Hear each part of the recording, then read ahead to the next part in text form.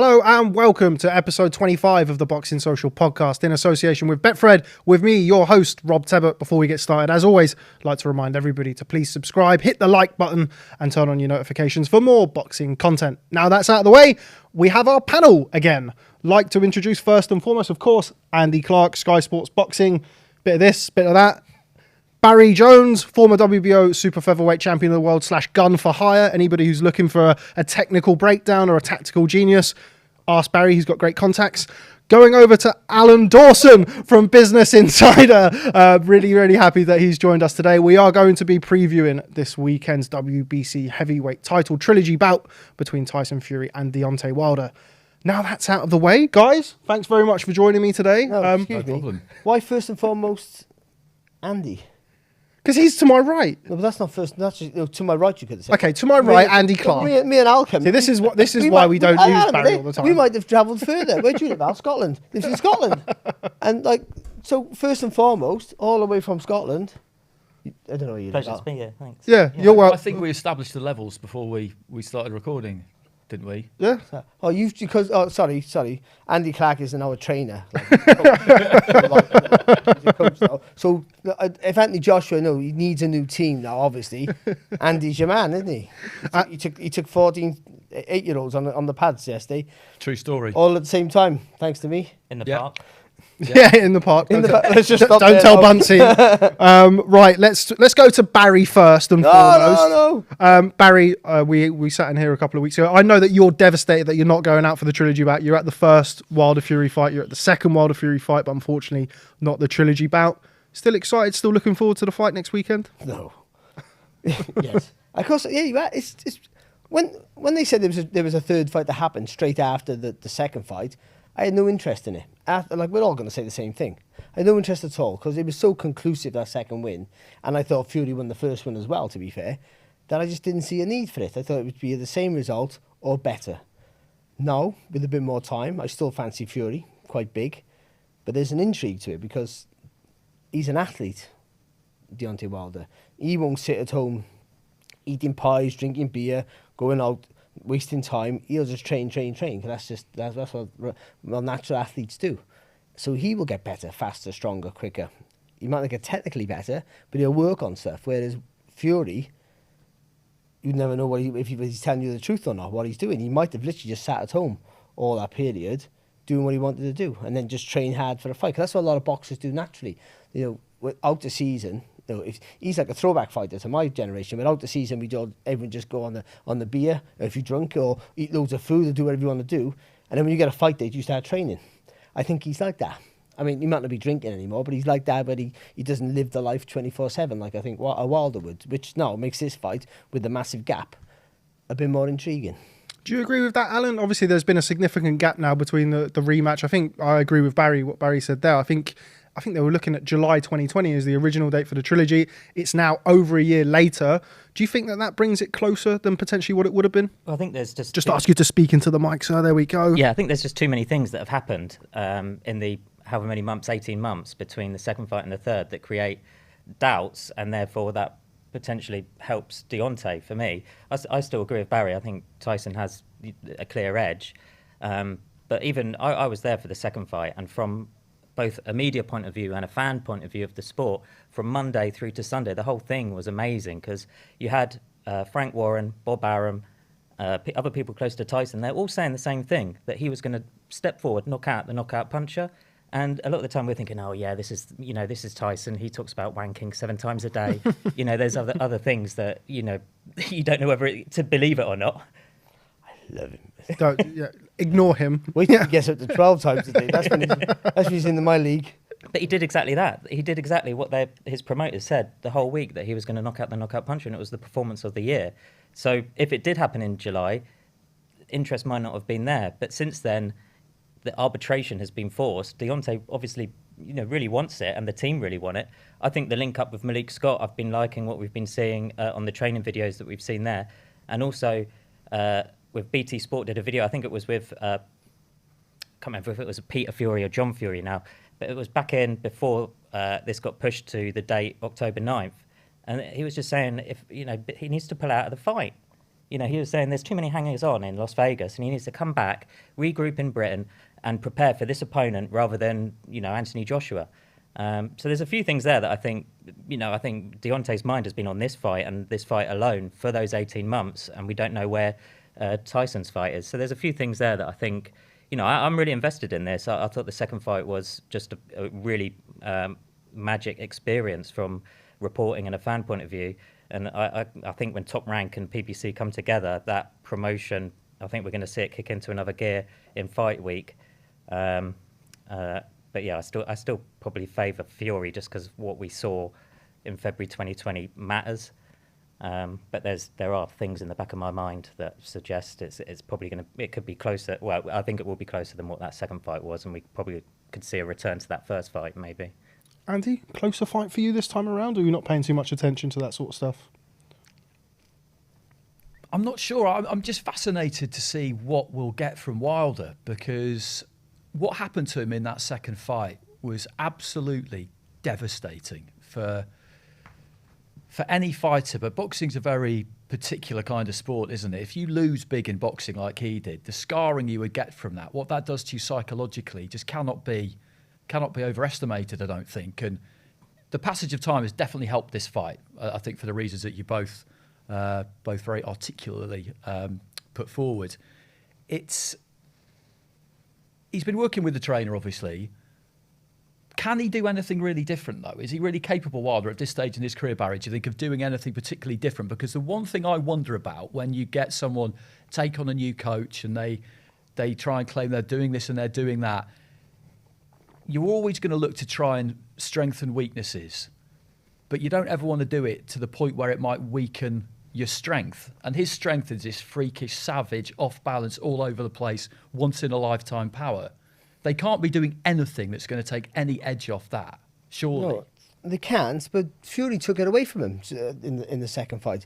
The only thing that Fury doesn't have now that he had in that second fight was he was telling us all, as you said, all of us, what he was going to do. He's going to go right at him and knock him out. I didn't believe him. I don't think anybody believed Not only believed him, he thought, if he's going to do that, he's an idiot. Yeah. That's exactly what was in my mind. Is he serious? He boxed so well in the first fight, although it was a draw, except for that two little blips, one big blip in the last round. He was superb. Like, he boxed so well, and it wasn't the greatest of fights to watch. But from a tactical standpoint, he did the right things, I thought. Frustrated the puncher, took away the power by just, the judgment of the distance is brilliant. And Fury, by trade, he takes away your strengths and slowly picks you apart. That's what he does against Klitschko, does against most fighters. He's not an aggressive bully. He told us this, that he had that element of surprise. That's what I should have said. He had that element of surprise in that second fight. Whatever he said, no one believed it. And he jumped right on Wilder, and he was shocked. And it's very hard to change, I say this all the time, it's very hard to change the rhythm of a fight. And Wilder hasn't got the ability, in abundance, like a Kazagi did to change the fight with Kessler. I always go back to that one. So he can't do anything different. So he has to know, he'll know now that Fury can do that. So that makes him a little bit more mentally prepared, unless he can stop Fury doing that. He's got to make a good start. Well, he's got to start well. If he doesn't start well, then he's got to take the risk of rushing him, of running at him almost. That's what I mean. I'm fascinated to see what he's going to do. But Fury has so many tools in his locker, like so many options because of his ability. That rushing of Fury is usually bread and butter. What he loves the most, fighters running at him like a lunatic, because he has a natural ability to spin on his toes, and he's for a big guy, he's so agile, and he can make you miss, make you pay all day long. He's happy with that, and so but I still think that even though Wilder has knocked a few people out when he's gone back, he's not a guy who likes to be pushed back. So he needs all that form of momentum to make you scared. When he swings those punches in, even if they don't hit, and I've been like this close to the ring for those two fights, and they're horrible. Even I went like that one time. It was so bad, it's like he's swinging, he missed, and you're like, well, we're all going to get it. It's like, but it's horrible. When you hear a real puncher throw a punch, and with real power, you go, this is not nice. And he has that. And he does what to go back to Joshua didn't do to Usyk. He didn't make him feel the power earlier, but Wilder does. So he has to do that to Fury. Can he do it? I don't know. He has that power to finish a fight at any stage, as we've seen. But you've got to favour if Fury's... It all points out how mentally focused Fury is. because you just never know, do you? You just now, we've seen him in the past, all of us, we've all seen him box live, and he's been brilliant at one day, and then gives you so many opportunities to knock him out in the next fight that you just think, how is he going to make it? This is early in his career, mind. No, remember him and David Price? And you would have bet your whole house and your family's life that Price would have made it before Fury, that he would have gone well above him. You would have. You'd have to, because he just made so many mistakes. As good as he was, just made so many mistakes. But like most mavericks, when it matters most, they got that genius about their work, that at the highest level, they can perform better than anyone. And I think that's what he did. That's what he did in the second Wilder fight. Because as you said, Alan, it was the whole week was fantastic, but literally that night, you just knew you were witnessing something special, and it really was. No, I don't like I grew up watching boxing in the 80s, so I'm one of these guys. I'm an older guy than all you, so I go back to going, no, nothing's as good as what I seen as a kid, but that was as good as I've seen anything live from a British fighter. It was a special performance, just anyway. But the fact it was a special performance because he did everything he shouldn't have done, and it worked. Do you agree with that in a sense of just going back to what Barry said there about Tyson Fury's mental state? You make a good point about that his biggest fights, he has always shown up. Do you agree with the statement or the sentiment that, not to take anything away from Wilder if he does win, because even if Tyson Fury is as focused as possible, there's still always the element of risk with a concussive knockout artist like Deontay Wilder can catch you with a one shot even on your best night.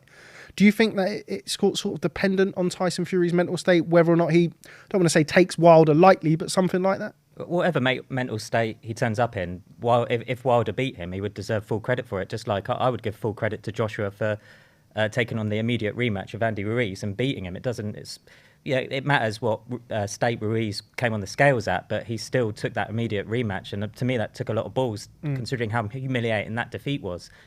Wilder also had a humiliating defeat because he was beaten to the floor several times, but and I do think it kind of matters that. I was going to ask you three, does it matter that we've seen the three results that stand out to me when Fury had off nights? The first McDermott fight, ages ago, not sure it really matters anymore. Yeah. There was Otto Wallin, but there was one in the middle of that as well. Schwartz. I was going to say Cunningham, but... Schwartz went through him. Yeah, got knocked down by Cunningham. Should have got knocked down by Cunningham. Yeah. But, how many off nights have we seen Wilder have? Was that the worst version of Wilder we've ever seen? February 2020, was it one of the two best Fury performances we've ever seen from Tyson?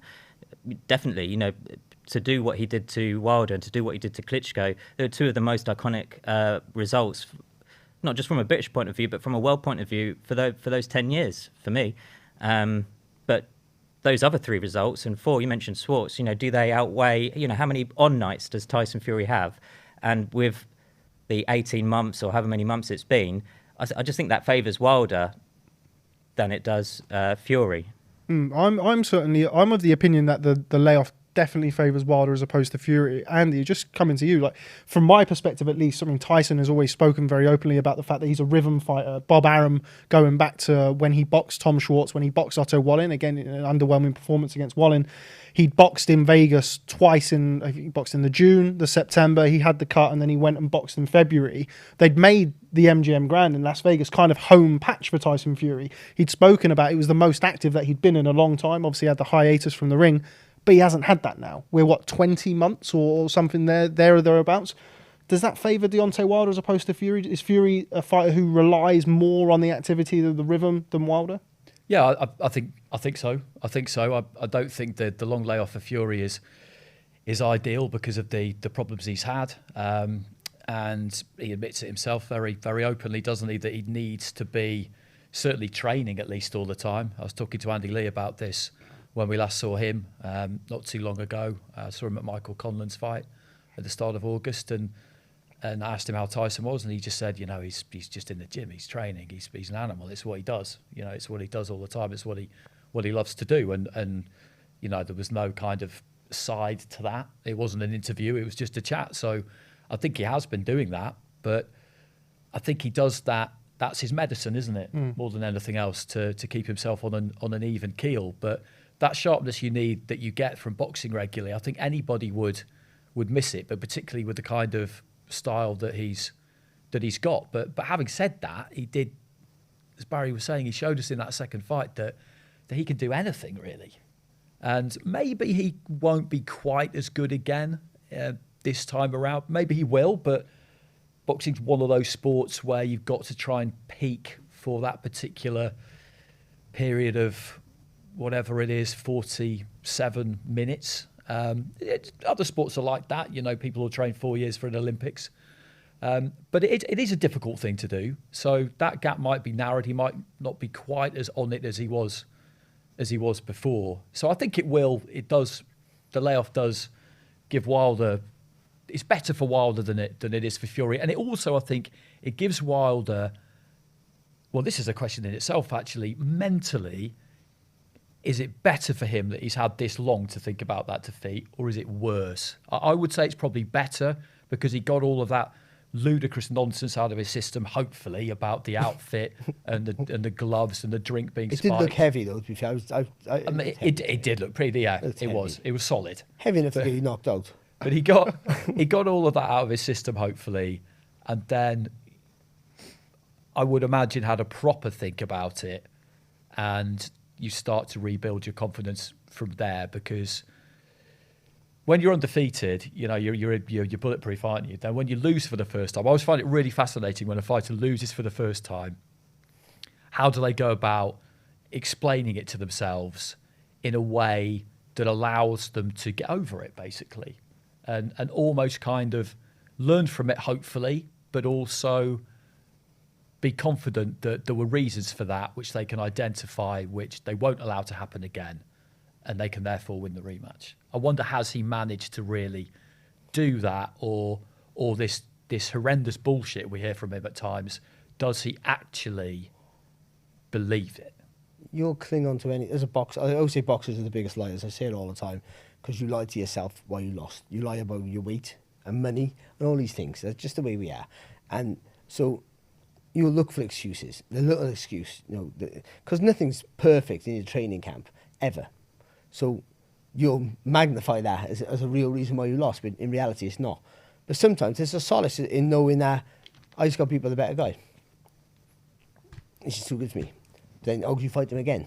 That's it. I think with the layoff, though, because you would tend to think it would be better for Fury. I don't think this, but it'd be better for Fury because he's a natural boxer. He's not an athlete. I don't think Fury's good at any other sport at all. I think he'd be useless at every other sport. But he's a natural boxer. And you can see that in everything he does. He's a natural boxer. So all he needs to do is get his eye in, get sharp, and lose the weight. That's what he needs to do. Sort of thing. Oh, no, lose the weight. You don't have to lose the weight to get in this decent condition, but get his eye in, and he's done. Whereas Wilder is a natural athlete, would be good at any sport, you tend to think, they're looking at him. But he hasn't got the ability. He has to work on more. So, but I think with that time off, he has time to work on more, and Fury has time to get out of shape, to get mentally beyond. Because he beat him up, you go into this fight thinking, again, I just battered him. It's too confident, maybe. You know, that's the worry. Like it's like when you take like the two fights in between the first and the second fights, they were underwhelming for Fury. It was such a big occasion, that first fight, by the way. We forget that because he came from nowhere, really. Fury, that was to fight too soon for him, and boxed tremendously well, even though we got the draw, which in hindsight was the best decision for him financially. But those two fights were underwhelming, so he didn't look fantastic in either one of them, to be fair. Certainly the Valin fight, where he had a hard, nice work of it. He did a good job on Schwartz, but it's fair to point out that Schwartz is of a very, very low level. He's certainly not a Deontay. And possibly Valin is as well. We don't really know, do we? You know, he's better than Schwartz, but I don't think he's anywhere near Fury's level or the top guy's level, as we'll find out, I think, against Dillian White, how good he is. That'll be the truth of it. But so the fighters like of that stature, they need those big fights. They need those big occasions. Otherwise, it's like, what am I doing here? It's like when you do a job, Andy, Andy won anyway because he does jobs for Sky, and then he does jobs for other channels. He's like talking about guns for hire. So seriously, it's true though, and the same for me sometimes. Like you tend to be more on edge for the bigger jobs and you do the other job. But why? Because it's still the same job, but one's on a bigger platform, one's on a smaller platform, so you don't feel the pressure as much. So you'd like to think you do the same job because there's no real pressure on us. But for a fighter, you can be underwhelmed. You can. You can box different. I had a fight in between boxing for winning the world title and my hiatus with the brain scans, and then challenging for the world title again. And I did a 6-round fight called Chris Williams from Wales, and I went forward. Crazy.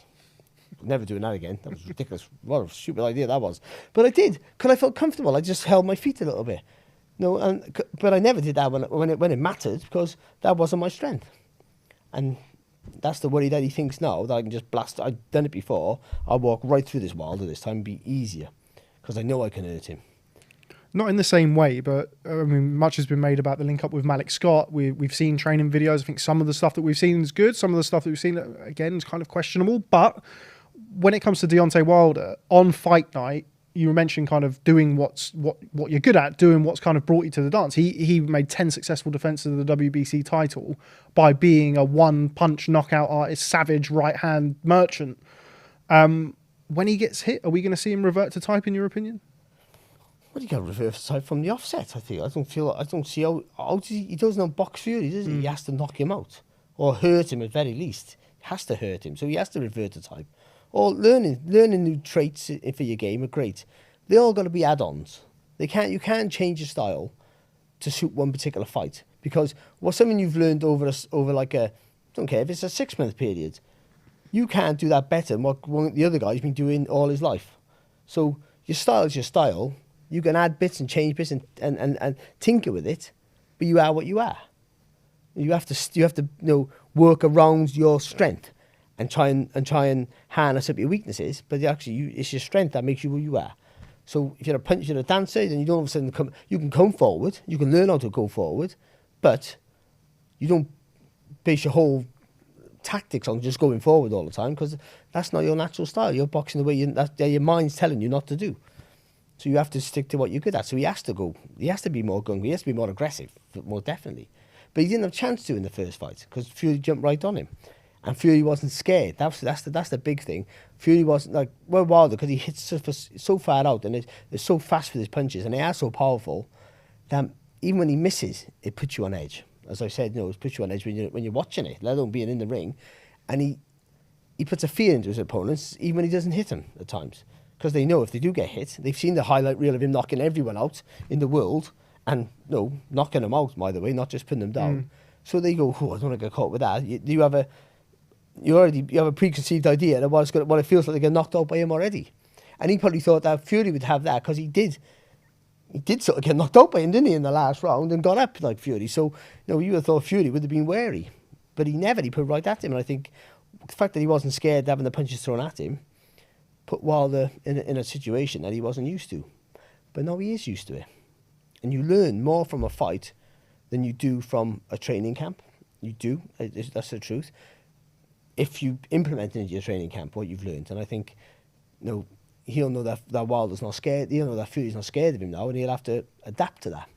I don't know. But I still think, ultimately, if he doesn't go forward and try and push Fury back and get him onto the end of those long shots, that's where all the power is. It's not here. It hurt you anywhere. But the maximum power is right at the end of where the punch connects, right at the end of the shot, when he twists and throws it like a javelin almost, comes right from the back here. And then when he gets on the end there, that's where all the power is. So he has to push him back. And that's a double jab. And getting your feet in the right position and double jab Fury to push him back. You've got to hit him with the first jab, occupy him with the second, or the other way around, and just so he takes a little step back. Because even though Fury's taller, I still think Wilder's got the longer reach, and he overcommits to his shot, so he gets that extra 4 or 5 inches on that right hand when he throws it, more than most people would, because his technique's so poor. But it helps him, because he overextends, but there's so much weight and speed in the punch that he connects with it. Alan, just want to touch upon the weight. You mentioned being out in Las Vegas for the rematch. I know everybody going into the weigh-in was kind of a buzz to see just how heavy Fury was going to be. Everybody had heard that he was going to come in nice and heavy. And again, that kind of played into the whole, is he really going to come forward? Surely he needs to be fleet-footed. He had so much success in the first fight, blah, blah, blah, blah, blah. I think he was 19.5 stone, something like that, 19.6 or 7. I can't remember exactly. We've seen Malik Scott, we've seen Deontay Wilder post training videos and pictures of him apparently bulking up. Do you think he needs to come in slightly heavier than he was? I think he was 230 in his last fight, which I believe was his career heaviest. Or does he need that lightness to kind of, re-implement that speed that we've seen him have such success with in the past? I'd probably go back to the weight from the first fight. But with Malik Scott, the thing that another thing that I've really liked is the focus. He just seems like really dialed in, and it's not just like it just feels like an us versus them or us versus the world mentality. I just think they've been talking about this fight and talking about the the lust for revenge for these 20 months. That it reminds me of Jose Mourinho and the Chelsea team from the first time he was there. Siege mentality. Yeah, 2004. So I've really been enjoying that link up. But for the weight, I'd go back to. I don't think he needs to be any heavy. I don't think he would want to be any heavier than he was in that second fight. I think go back to what he was doing in the first one, where it doesn't matter if he gets outboxed for even 11 rounds. He was losing every round when he was fighting Luis Ortiz, and then all you've got to do is just land one punch and he's down. If not for 8 seconds, the next time he gets him down, it'll be for good. I'll go back to what they were doing. They've only just linked up, but going back to what he was doing so well in that first fight, rather than forget about the second. Do you think, Andy, that you kind of mentioned there about fighters? Barry said about fighters lying to themselves and kind of not creating an alternate reality, but something like that to kind of compartmentalize why you lost. Is that more prevalent, do you think, in your domineering big power punchers? Even like George Foreman, going back to George Foreman versus Muhammad Ali, I think he said that his water was spiked. I think he had another one where the witch doctor cursed him and stuff like that. And you've seen over the years that people concoct these crazy stories. Yeah. My cat had the shits the night before I boxed Freitas. I think it is. I think it is more common in the heavyweight division, because particularly like fighters like Foreman and Wilder, who've been knocking everybody out, and they've got this unbelievable power, and the way they've gone about things has always worked. There's never needed to be any kind of plan B. They've got in there, and even like Al says, if it's taken a few rounds, eventually they've landed well within the distance, and it's over. And how can that not make you feel like you are utterly invincible and there is no man born of their mother who you couldn't knock out? How could that not make you feel like that? And that's a good thing in a way, because that enormous self-confidence that you take into the ring, that can be incredibly intimidating. You can see what it does to people when they're in there. But the problem is what happens when you lose. Because then all of a sudden this cloak of invincibility that you've wrapped around yourself is just pulled away, and you're just standing there stark bollock naked in front of the boxing world, basically. And that's what happened. And it's a very inconvenient thing to have to deal with. So, yeah, I'm not surprised that he came out. I was surprised that he came out with so many of them. But I wasn't surprised that he came out with the kind of nonsense that he did come out with. Vladimir Klitschko went down that road. Do you remember he said, I think it was after his fight against Lamont Brewster, he said they came out with unusually high blood sugar. And then they said that the cut man trapped his body heat by putting too much Vaseline on his face. I don't know if you remember those. but he did. Like he came out with some world-class bullshit. But you have to explain it to yourself. And if it doesn't really make any sense publicly, I don't think it really matters, so long as privately you have figured out what happened. You might not want to admit to the world, okay, I did this wrong and I did that wrong and he was better at this and I didn't think he'd be as good at that. You might not want to admit any of that to the world publicly, but privately you have to have actually made a sensible assessment. Otherwise you are in trouble, because it means that you've just dismissed it as some kind of freak occurrence. And if you've done that, then it's pretty likely to happen again. We obviously saw Alexander Usyk this past weekend produce a virtuoso performance against Anthony Joshua, a resounding win. But does the winner of, going out next week, so this weekend's WBC heavyweight title, there we go. Probably shouldn't have mentioned that, but anyway, the heavyweight title fight this weekend, are they the number one heavyweight in the world? Yes. Most definitely, yeah. I think I had Joshua number 2 behind Fury, but Fury's number 1 and Wilder's number 3. So... Well, he was number 3. So maybe that. Well, yes, yeah. He still is, isn't he? So, Still at worst fourth in my. well, he's 3 because you think Joshua goes down Yeah, behind yeah. him. Didn't I you? agree with that. But And so then, no, in my mythical, I know I love a pound for pound or a pretend rating, but yeah. So it's yeah, I think that it's number 1 because Fury's number 1. So I think and Wilder's close enough to that number 1 spot to take it over if he wins. So yeah, I think that this decides it for me. Alan. Yeah, I mean, the belts, they do and they don't matter sometimes. Joshua's got 3 of them plus the IBO. We had. Usyk's now got them. And Tyson's got the WBC, but he's got more value or more cash in the heavyweight division. So if Wilder wins, he's the number 1. If Fury wins, then he's got 2 wins over Wilder, and he's got the Klitschko win. That's better than anything anyone else has done, including Usyk. Usyk's got a good win over Joshua, but been beaten before by Ruiz. But yeah, I think it's for me, it's clear. Fury's number 1. If he wins, he stays number 1. If he loses, then Wilder takes that place. Andy? Yeah, I totally agree with that. I do the rankings for Sky, and I had Fury at the top. Have had Fury at the top since he beat Wilder, because it was just everything about it. He's beaten an unbeaten fighter, a long-reigning champion, and the way he did it, I don't think you can make a case for anybody else. Eddie Hearn, and he'll talk about how deep the resume is, and that's a strong argument if you're looking at depth of resume in terms. And of, it is mine, to be fair. It is. He's had more wins against top 10 fighters, but for me, it is about show me your best wins. Yeah. And as Deck said the other day, what have you done for me lately? And the latest thing he's done, even though it is a while ago now, through no fault of his, was just the biggest and best thing that anyone's done since the last biggest and best thing he did, which was beat Klitschko. And that win the draw and the win in a way they reactivate that Klitschko win, because it's now counts again, if you like. I think he's a clear kind of number 1.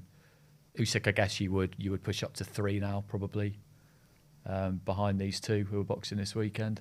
Yeah. But even prior to the loss last weekend, Joshua didn't have like a clear legacy-defining win. The Klitschko win wasn't a legacy-defining one because Fury had already taken that, ended that reign. Whereas Fury's got 2 clear legacy-defining wins, and he's probably, if he stays in the game for a few more years, then he's probably going to get 1 or 2 more. Particularly the potential, at least, for a bout of Alexander Usyk. I know we've had that it's an activated rematch clause. Usyk will be boxing Anthony Joshua. Eddie said yesterday it's going to be next year. You love a rematch, don't you, Barry? I love watching rematches. I just don't like that they're mandated. Why is that for people who maybe aren't? Because it just keeps it puts a pause on everyone else's career. As we've seen Dillian White. You have to wait so long. You have to wait until he got beaten. He got beaten in the end. He waited so long to get his shot. But more than that, it's just because we always feel sorry for like Dillian White, who's number 1 contender for so long, don't get his shot. What about number 3, 4, 5, 6, 10, 15? Or everyone's has to wait in the queue. It's like the Fury Wilder thing. Forget about the pandemic. There's been a long enough wait for that. Even to have 3 fights, it's great to watch, but it's not fair on all the other fighters who are working their way up. And by the way, remember the big deal about fighters back in the 50s, whether it be the colour of their skin or whatever it was, couldn't get opportunities, and they only got opportunity when they were past their sell-by date. Then I'll have a go. Well, that's not the same. It's not the same. But people are your peak is a real short shelf life. So fighters are getting ready, earning their right to get an opportunity, then having to wait 2 years because the 2 cash cows have a rematch clause to cover their back. How has it happened, though, that you're allowed to have a rematch clause for a mandatory? I thought there would be something that disallowed that, because I'm a fan of the mandatory. I know you get some terrible mandatory challenges sometimes, and we saw one at the weekend against Lawrence Okoli. How that happened, I've got no idea. I mean, he had the worst record of any mandatory challenger I've ever seen. I could sum that up to in 10 seconds. Because you win an organisation belt against a journeyman, defended twice against a journeyman, because you've got an intercontinental belt, it gives you an automatic rating in the top 10. It's ridiculous. Yeah, but I mean, generally, I am a fan of the mandatory system, because for a lot of fighters, the kind of high risk, low reward, if that wasn't there, that ranking system, they'd never get a chance. Yes. But then if you beat the champion in their own backyard, I know Usyk's happy enough with the rematch because he's just totally confident he's going to win again. But say Ruiz had been a mandatory, You go and you beat the champion, you win all of those belts. You shouldn't have to fight.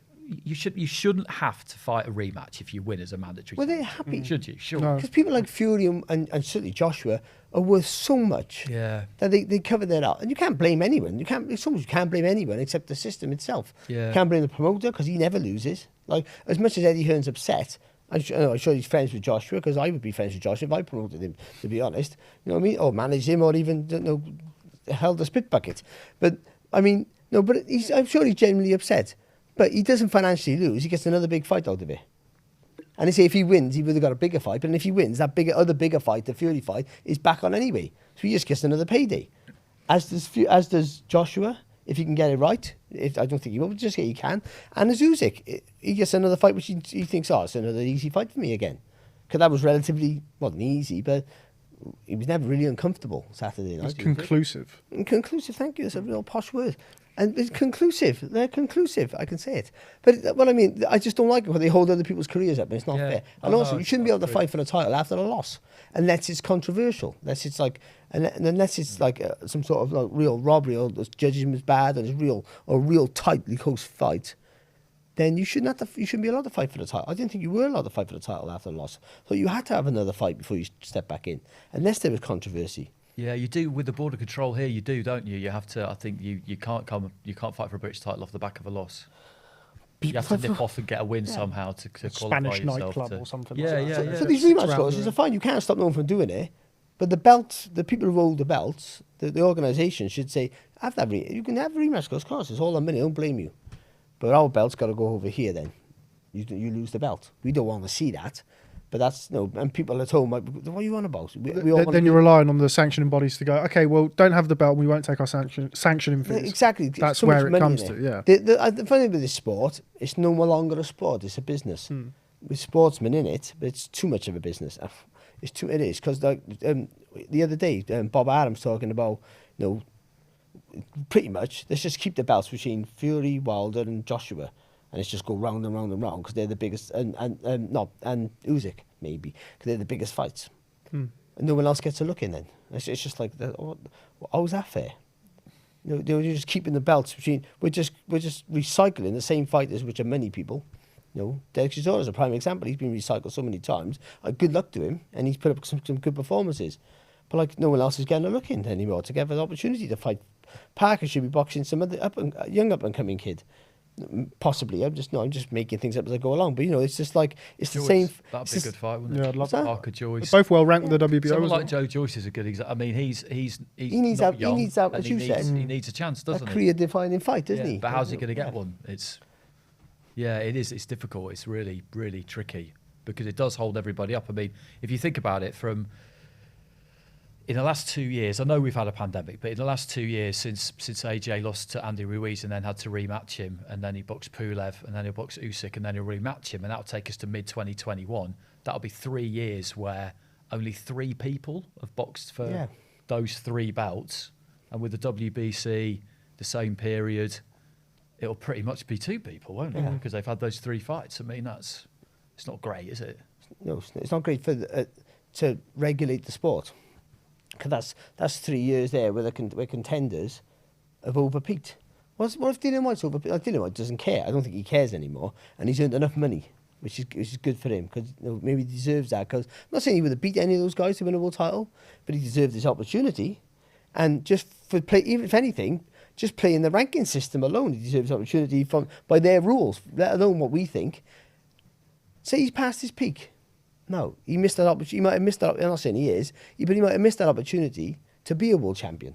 Because much as the money's great, apparently I never had any. But but you want. I remember seeing George Groves. I said, "I'm so happy for you, George, because you earned some good money, but it looked like the world title was going to elude you. So even though you didn't earn a lot of money, but before the Super Series thing he had, but he didn't even more again. He didn't enough off the Froch fight, and you earned enough to be comfortable. But then you got that world title, and that just sort of like puts a stamp on your whole career." And then you had that and so as much as Dillian White will go, I don't care about, and I'm earning loads of money, same as Chisora, but Dillian White could maybe potentially win a world title, or could have, and you think of the opportunity. What if he never gets the opportunity? No, because of that, because of all this rematch clauses and pandemic as well. But then there'll be a void in his life when he retires. he'd be sat in a beach somewhere, whatever, on a hammock, surrounded by cash, wiping his nose with £50 notes and all the rest of it. But still, he wouldn't. There'd be something they're missing, that world title belt that he didn't have. And that's the truth. Just having a chance to fight for it. If you're not good enough, you don't care sometimes. But having the opportunity, and then you've ticked that box, I had a go. And they're not being allowed to have a go because they have rematch clauses, and then they'll go on again. And so what if Wilder wins? No. Well, this is the thing. I spoke to Eddie yesterday. He spoke about the WBC and Dillian Whyte have an ongoing legal case with regards to Dillian Whyte's treatment, I guess you could call it, over the last period of time from the WBC. But you would think that, I mean, he's not technically mandatory now. He holds the diamond belt, which gives you rights. I've had this conversation with Mauricio, I don't know how many times. The interim belt or the diamond, I don't think he has the diamond belt at the minute, actually. I think he has the interim belt. The interim belt gives you... That's lucky. But the interim belt gives you the same rights as a mandatory, but unless you're the mandatory, you're not the mandatory. So if anybody can explain that, I mean, I've asked Mauricio, I don't know how many times. It's like doing that, isn't it?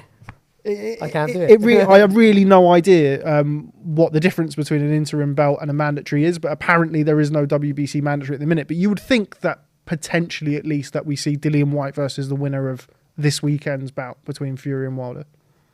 Yeah, that's still a big fight, especially, well, whoever it is. But if it's Wilder, there's so much needle between British and American fans, particularly on Twitter at the moment, that would be huge, no matter where it is. But is it a big fight in America?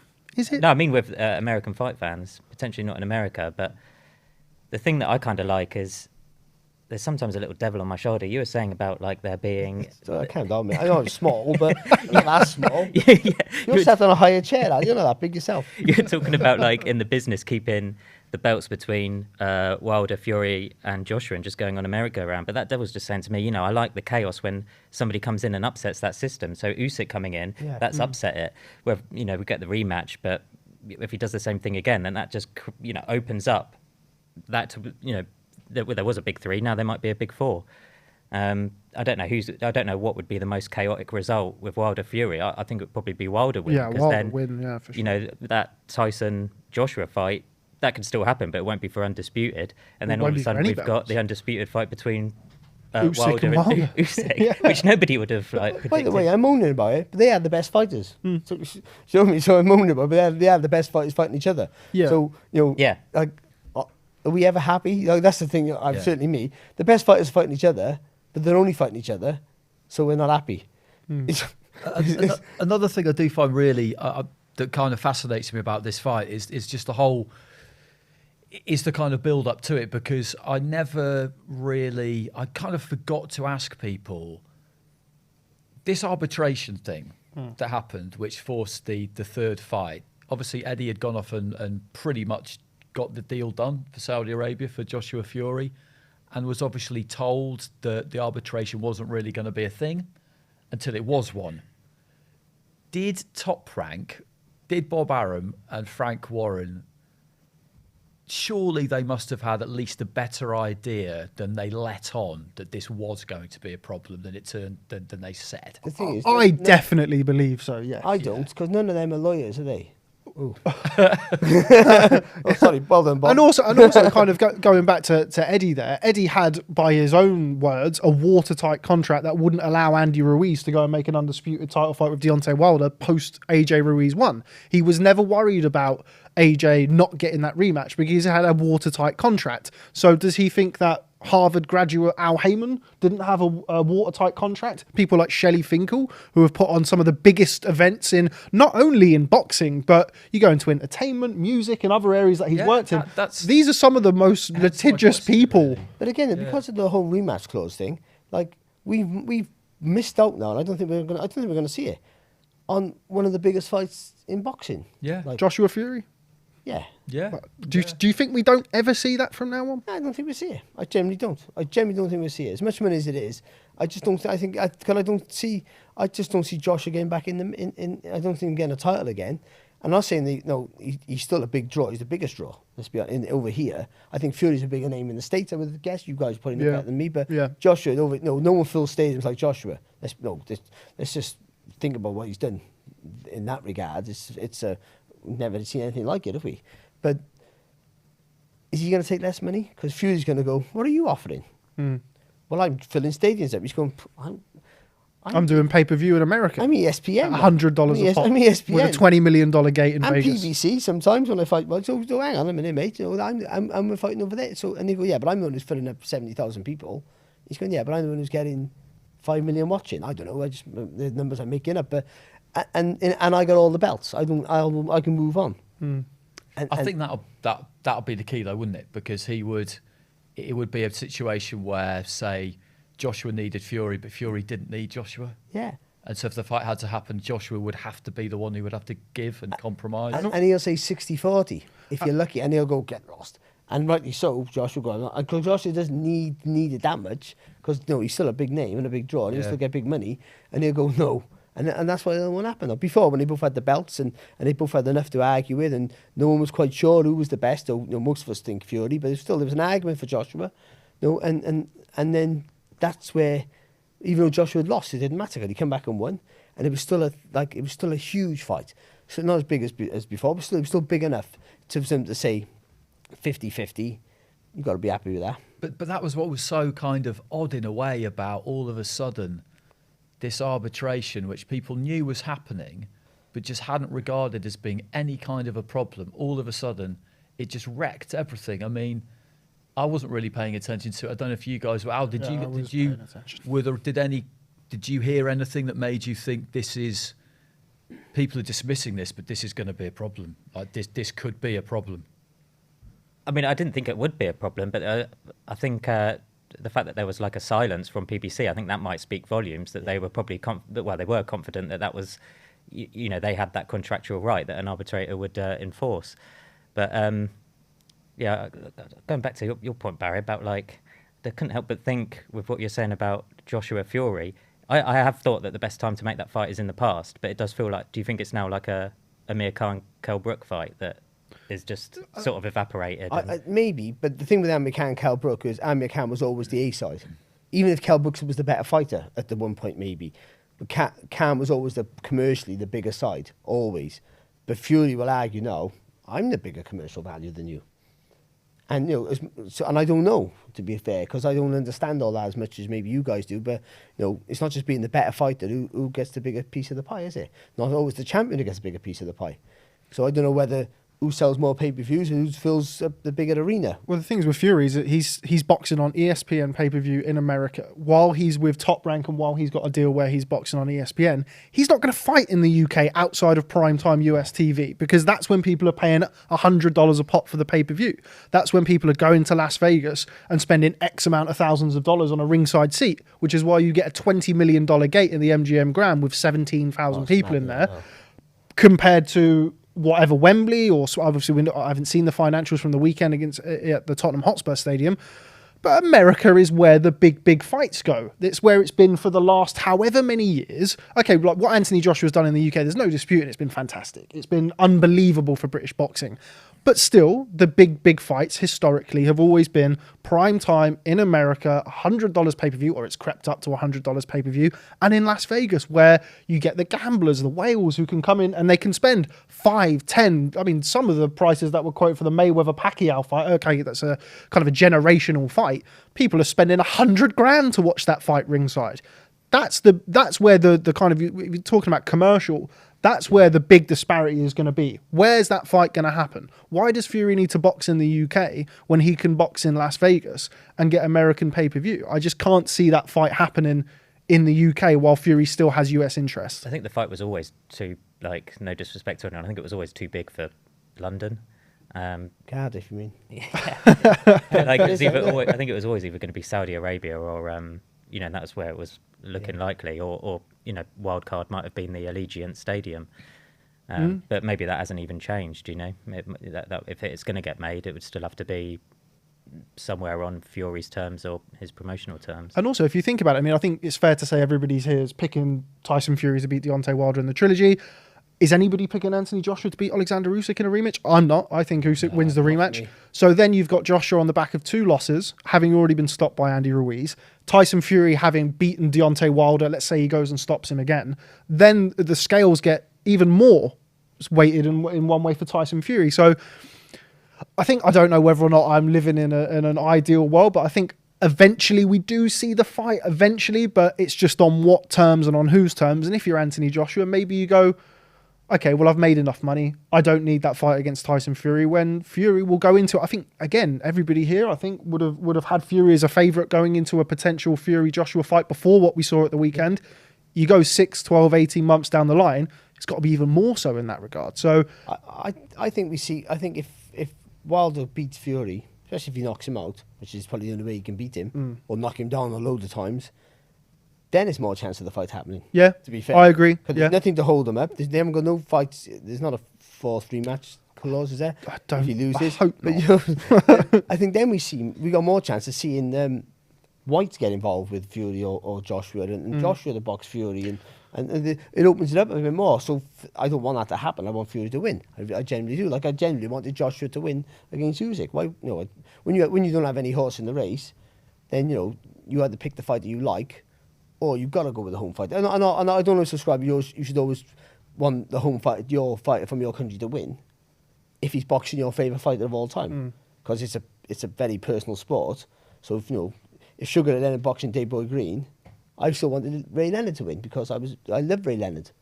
Do you know what I mean? That's just how it works, unfortunately. But you do sort of pick your own, don't you? So you wanted Joshua to win. You want Fury to beat Wilder because of course you want him to win. And you want it, but if he wins, I think he goes on. And again, all those things you mentioned, all the financials with it, and there's just no fight in it. The only thing I'm happy about is that fight never happened in Saudi, because that's just a real piss poor atmosphere. It'd be rubbish. Like the fight might be good, but it wouldn't get the crowd and the thing it deserves. And even if you're watching at home, the crowd plays a part for you at home as well. Yeah, you can imagine, I'm just about old enough to remember Euro 96. We won't talk about you. London 2012 as well. I was working all through that. Let me tell you a story about that. I gave up boxing. I was working in Dublin, right? Blanchardstown Shopping Centre, gone. But how those big events kind of, go back to Eubank Ben and kind of the furore and the energy that surrounds those fights. You would love to see Tyson Fury versus Anthony Joshua in whatever way, shape or form over in the UK. And I do agree. I feel like if Deontay Wilder knocks out Tyson Fury, that fight is more realistic and certainly more so for the UK. I don't want to see that fight go to Saudi.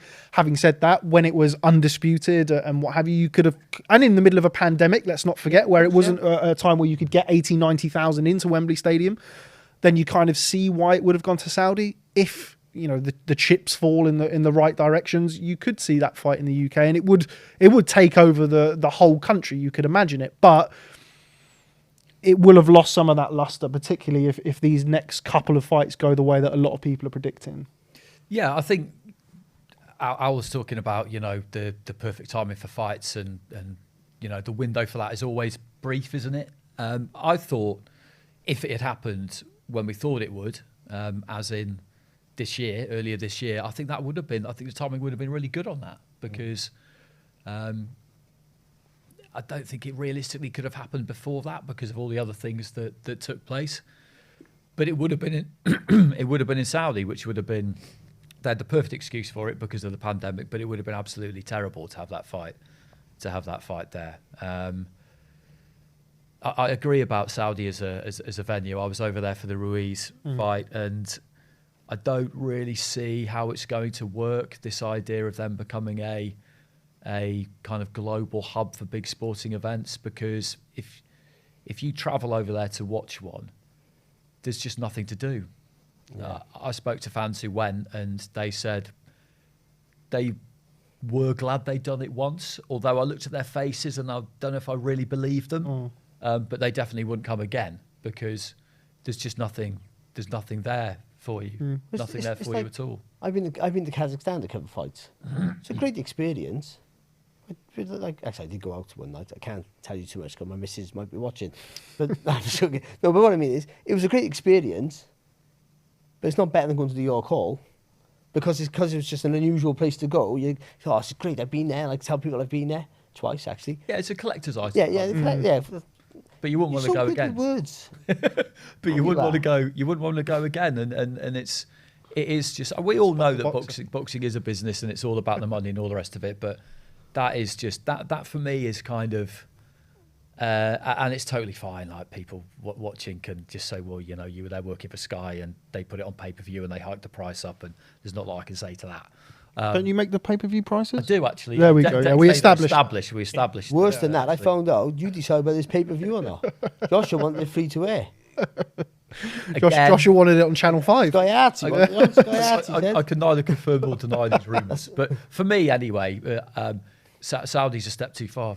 It's too far. It's just I was going to say there's got to be a limit to how much profiteering you can do, but there isn't one.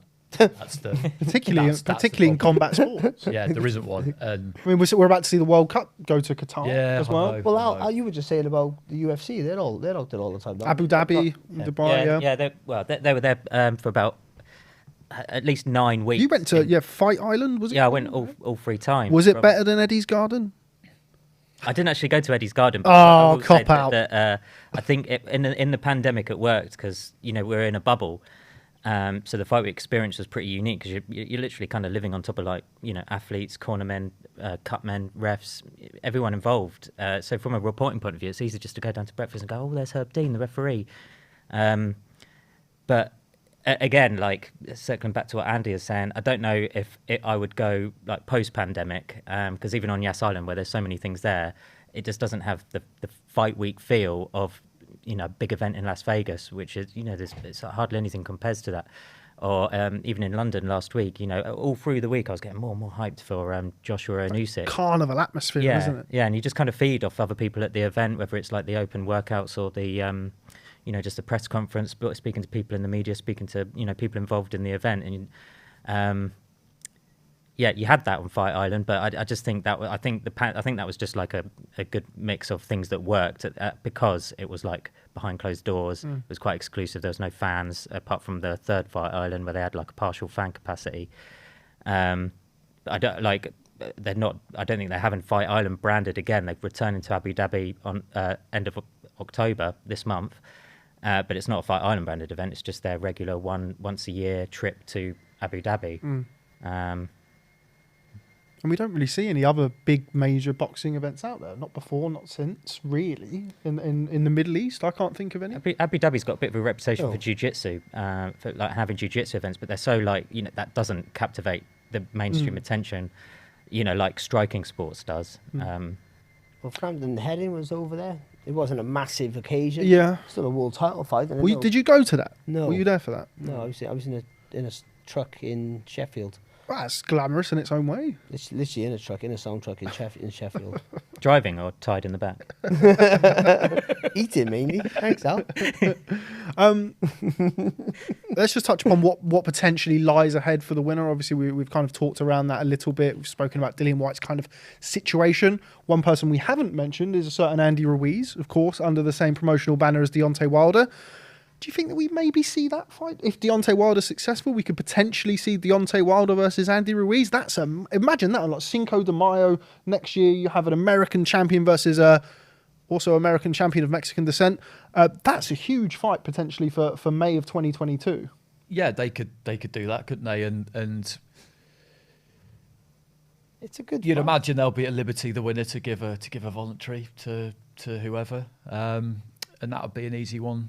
That would definitely be an easy one to make for Wilder should he win. Yeah, I could definitely see that happening. I could definitely see that happening. Will he have the freedom? You're worried now, aren't you? Well, will he have the freedom to go? But it's a good fight actually. Really good fight. If Ruiz can get himself into, he won't look in shape, but if he gets himself into decent shape, because he's got fast hands and he's a natural boxer, so he knows how to sit low he's comfortable. No, I don't want to say in the pocket, but he's comfortable in range because he's boxed all his life. And that's so, he wouldn't be overawed by Wilder. He might very well get knocked out by Wilder, to be honest, but he'd put him under pressure. I think he's really...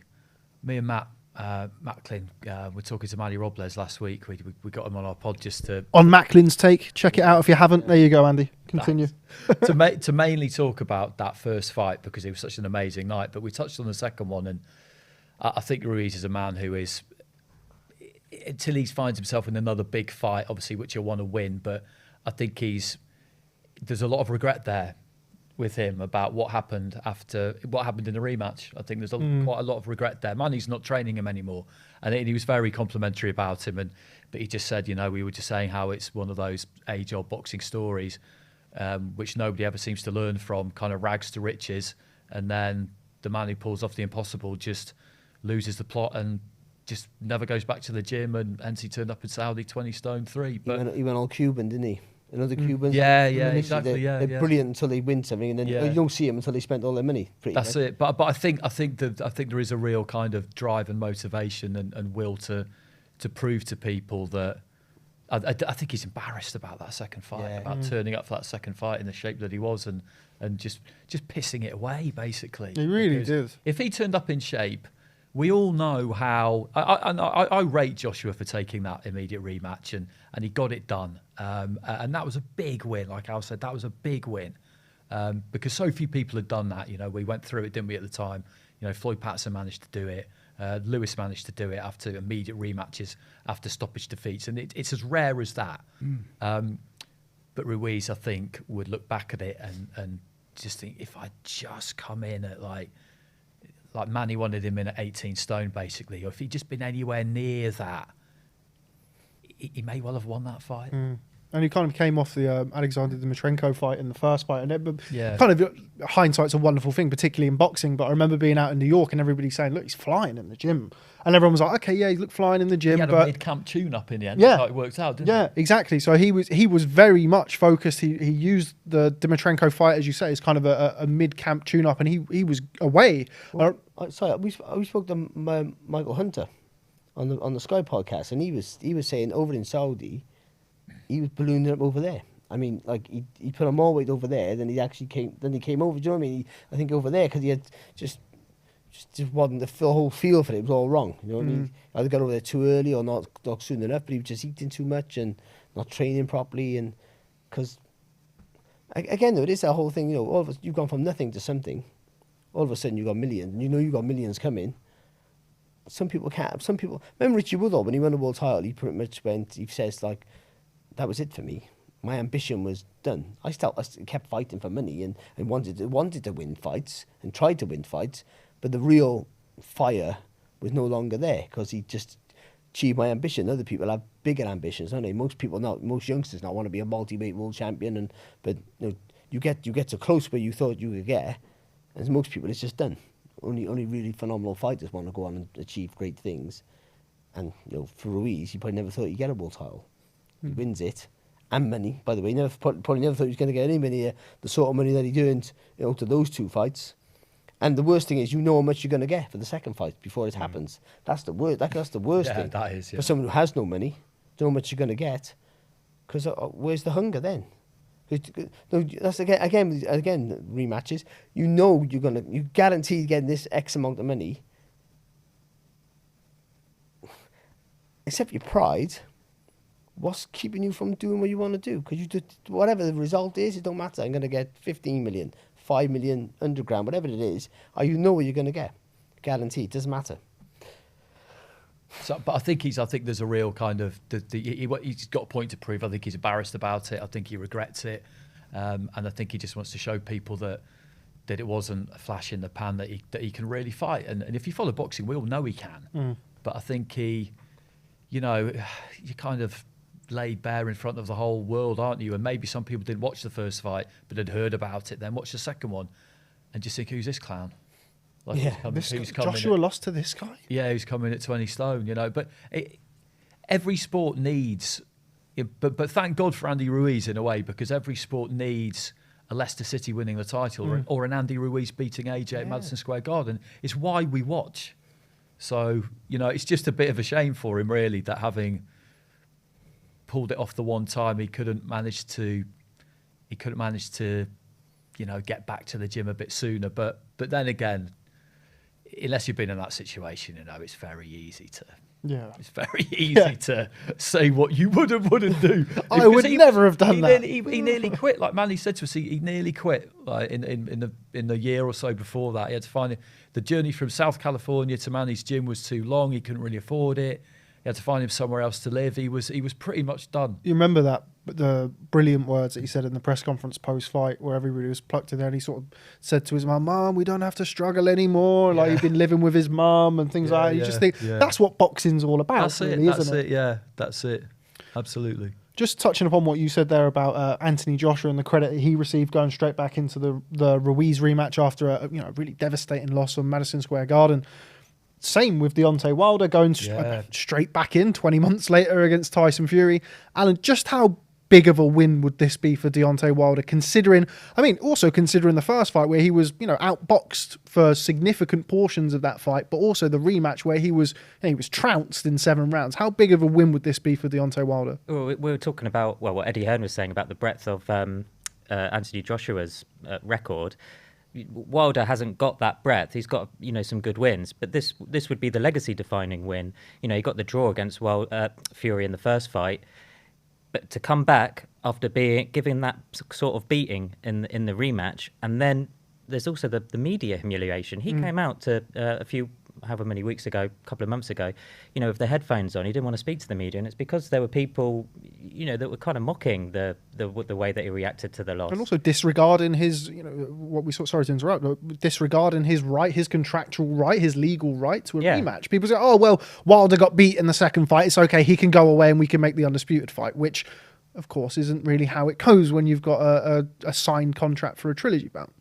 But so all of those things, I think if he won, it would be huge, because I'd love to see how he'd react, because it would, if it was me, I'd be like, fuck you, fucking, whatever. Slow down there.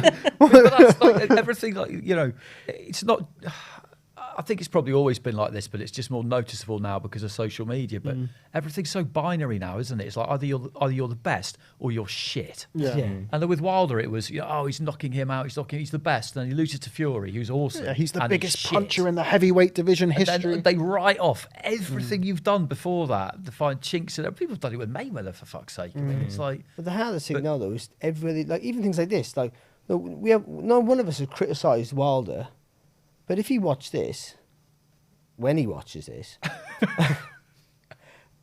he'll just go, who are these? Yeah. What are they on about? They're just like, because it's not personal, but it's personal to you. Conor Ben had a go at me on something the other day. No, he's a kind of lovely kid, and what but I said, it was complimentary about him. I said something like he's the most improved fighter in the last few years, just phenomenal. Because when he started where he is now, and he took that as I was saying I'm an improved fighter all the time. No, but he took it the wrong way.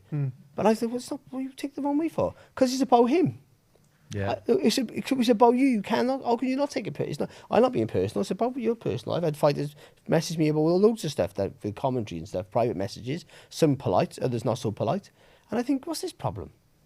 I had a little thing with Ashley Theopain on Twitter, not a massive thing, but he said something. And I said something about Channel 5 when he got beat by Egerton. I remember. About, something like, not knowing when it's time to go. Because he had a good career and he didn't put it, and he won the same fight he was a few years ago. And he wasn't happy with it. And I thought, what's his problem? And he said something, and I bit back, and I thought, actually, well, I've just bit back, and he didn't really say much about me. But I took it personal because he mentioned my name. So I've said something about him. Of course, he's going to take it personal, even though it's not personal. It's not a slight.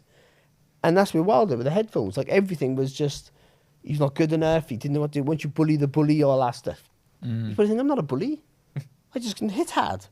But you're a bully in the ring, aren't you? And that's how. And so all of a sudden, everyone's just saying like you're rubbish, or like as Andy said, you're rubbish, or you totally got out box, or you got out fought, conned, with the tactics and everything about it, exposed. All these words were used, and you just go, we're not actually going to go at you, but this is how it is.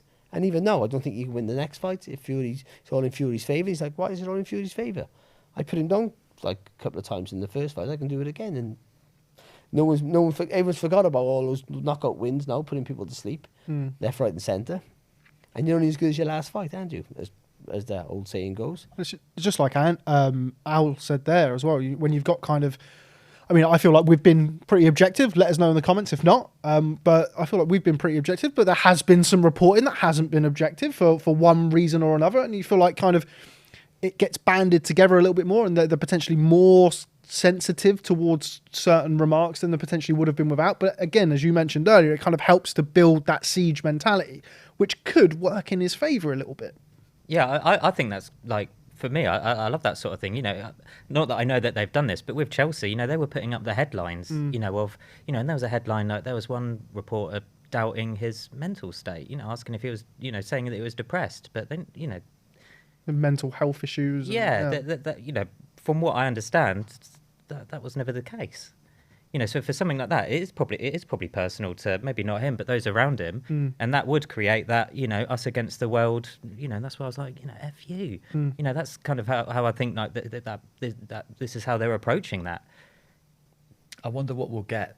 I wonder what we're getting now during fight week, because I saw that message and Fury's reply to it the other day, which was pretty entertaining. But Wilder was back on normal Wilder form. When he gives these messages, they're kind of quite brooding and moody and all the rest of it. The bronze bomber. And all of that. And he was back on that kind of vibe, wasn't he? It's like an aggressive sonnet, isn't it? That's exactly what it is. That's exactly what it is. And then Fury, gave a brief and entertaining reply. But Wilder usually switches in fight week, doesn't he? And says some nasty stuff. Yeah. I mean, we've seen it in the, sorry to interrupt, we've seen it in the 20 months it's been away. I mean, he said it previously about wanting a body on his record and stuff like that. And he's always, he's said some very unsavory stuff in the build up to this trilogy bout about, winning by knockout isn't enough. And we actually did a feature with him. Sorry, I got to interrupt you.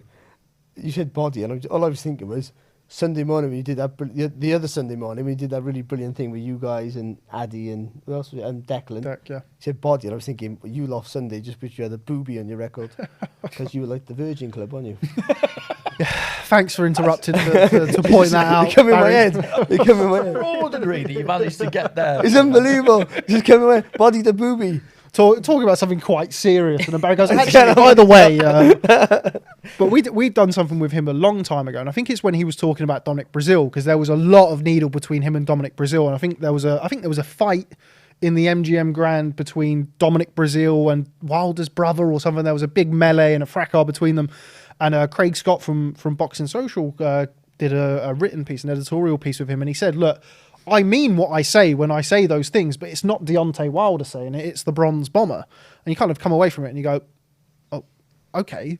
But he does switch, as you say, he kind of leaves Deontay away and then he becomes the bronze bomber. And that, I guess, kind of feeds back into that mentality, that alternate reality where he has to get himself into that kind of state to believe that he's going to do the things that he says.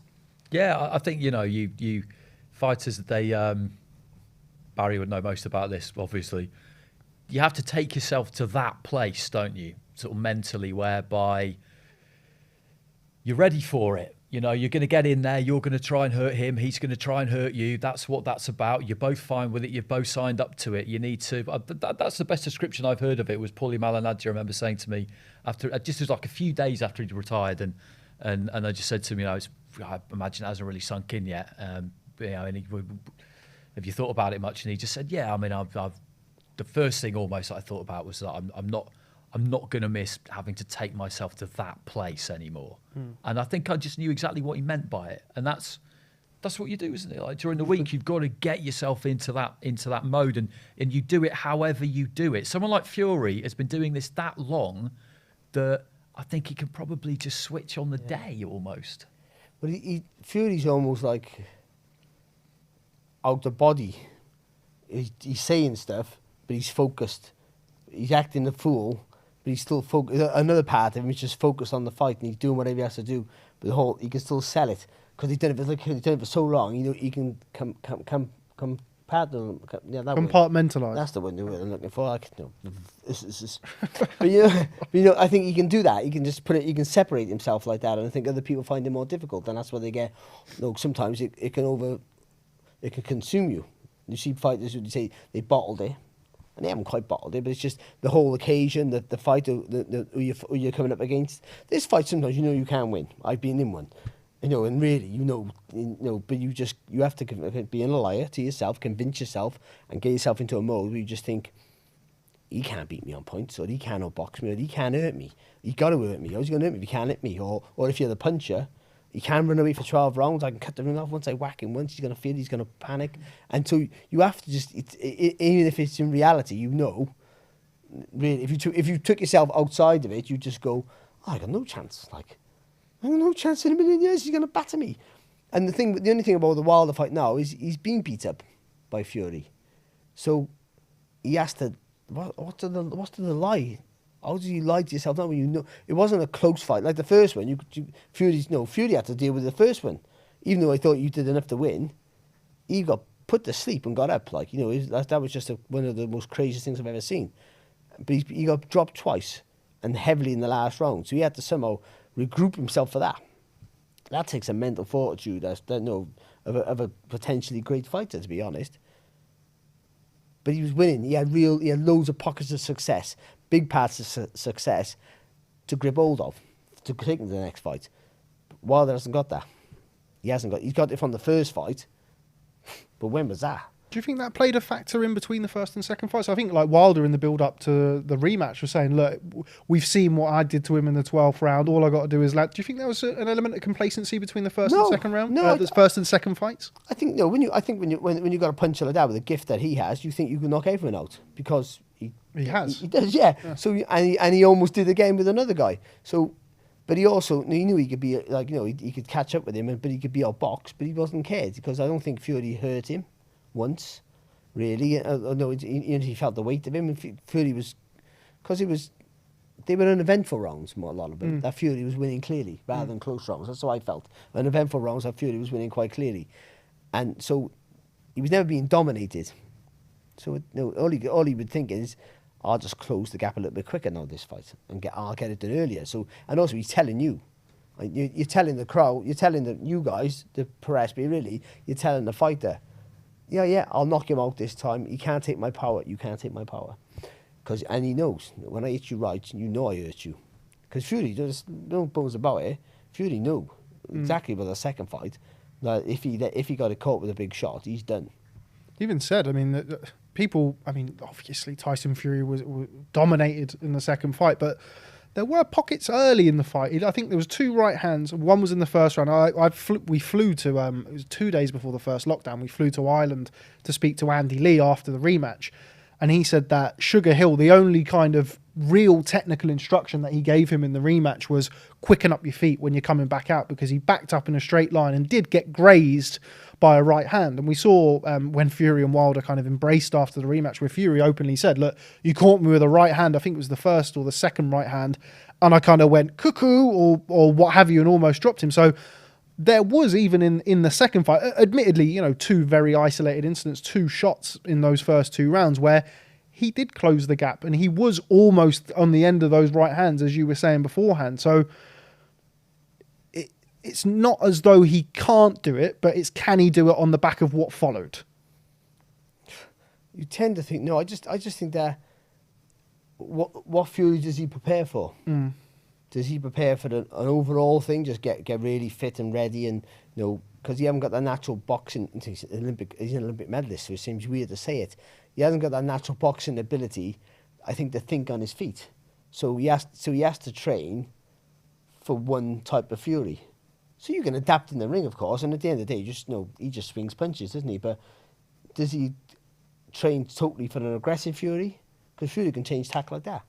I think literally mid-round, I'm going to dance around now for a round, and I'll come back and bully you the next round. He said about Chisora in the rematch with Chisora. He said, I decided to box southpaw because why not? Were you planning on it? No, I just thought I'd do it. I just think Wilder's got to jump on him and try and take his head off. Got to, haven't he? Like, you got to. That's all he can do, because but the start is like the first exchanges of this one are just a massive, I think, because like you said, in the second fight, he got Fury jumped on him. Surprised. Yeah, and he was surprised, and he just never was able to get into it.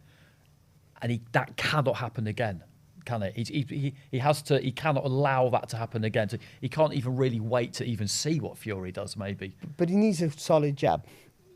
I said exactly the same thing about Joshua with Usyk, but he needs a solid jab. And he got rid of one of the guys who had one of the best jabs of the 80s in Mark Breland, and got rid of him. And also, Mark Breland couldn't give him a good jab. So, Malik Scott's a heavyweight. Boxer. It was a slippery fighter. Actually, quite gifted. But is he going to give him a better jab? I can't see it. And so, I know Wilder will commit, But if he can if he can hit Fury with that jab, then he got space for the right hand. Then he can swing that right hand from way back. So it doesn't matter if Fury's seen it, because Fury's dealing with that ramrod left hand. It's just knocked him back. Just flicking that jab out like with no thought process, and then winging that right hand allows Fury to see that right hand and cover, dip in, hold on to you, run away, whatever he does, Fury, or fire back as he did in the second fight. So I think he needs a bit more thought, and I just can't see where he's got that, because he got too many guns for hire. I'm nothing against Malik Scott at all, but it's just all guns for hire. I think Mark Breedham was a gun for hire. No, I don't think he is, and they treated him terribly, but he didn't have control of his fighter. And I think as a cornerman, forget about trainer, but as a corner, the guy in the corner, a good trainer doesn't, making up words now, a good trainer doesn't automatically mean you're a good cornerman, and vice versa. No, a guy in the corner could be like Angelo Dundee. He's great in the corner, but he just come in the last few weeks of a fight and tidy you up and get you ready. But some people can't get those instructions across. Some people can, and I think he needs someone like that who has authority, who he believes in. I think that's the difference, and I think Fury has it, luckily, and because Fury's been boxing all his life, and is just a boxer and just all he is, he'll listen to people. If he trusts you, then he'll listen to you. But I don't think Wilder has that. And so I can't see how he gets technically any better, because he just does things his own way. Even though he's learning little bits of little tricks, but he's not learning the fundamentals. That's the thing. He's not learning the fundamentals. And a solid jab for a guy with a big right hand is the most important thing you can have, because it lines you up. You've seen it with Joshua. He got a fantastic right hand, punches correct, but he had no confidence in it, because unless you know you can hit the target, as I said to you the other day, the right hand's a blind shot. You're throwing it blind. It's a Hail Mary punch, pretty much. But if you can hit him with a solid jab, you know where the target is, you know your range, you have your distance, you have everything right. You can throw that right hand with pure conviction and real confidence that you're probably going to hit. Nothing's for certain. He might hit you back, he might move. But once you've hit him and stopped him with these 19-stone fellas, that jab stops you in your tracks. Enough for you to go crack with the right hand. And then if you have the power, he's asleep. And Wilder has it. And also Wilder, because he commits with that, he leans over a little bit. That punch, it doesn't go 4 inches or 6 inches behind your head. It goes about that far behind your head and knocks you through the next week. But if he doesn't learn that, and if he doesn't improve, and he might have been doing that, I don't know. But if he doesn't do that, then he can still catch you. But it's he's taking risks. When you take risks, then you give a guy an opportunity to beat you up. Barry, I can't believe we've been doing this for over an hour and we've not mentioned the double feint, which was so prominent in the first fight. I knew you'd be all over this. In the first fight, we saw Fury double feint, and Wilder looked like he'd never seen anything like it. In the second fight, and it's fair to say, I don't think Wilder felt that Fury could hurt him. The double feint, but then stepping in behind it with a solid jab and hurting Wilder in the rematch. In the trilogy, knowing that Fury can hurt him, knowing what he went through in the second fight, how pivotal is it that if possible, he learns to deal with that double feint? Well, he has to just commit. Every time Fury does that, he got to go with him or go away.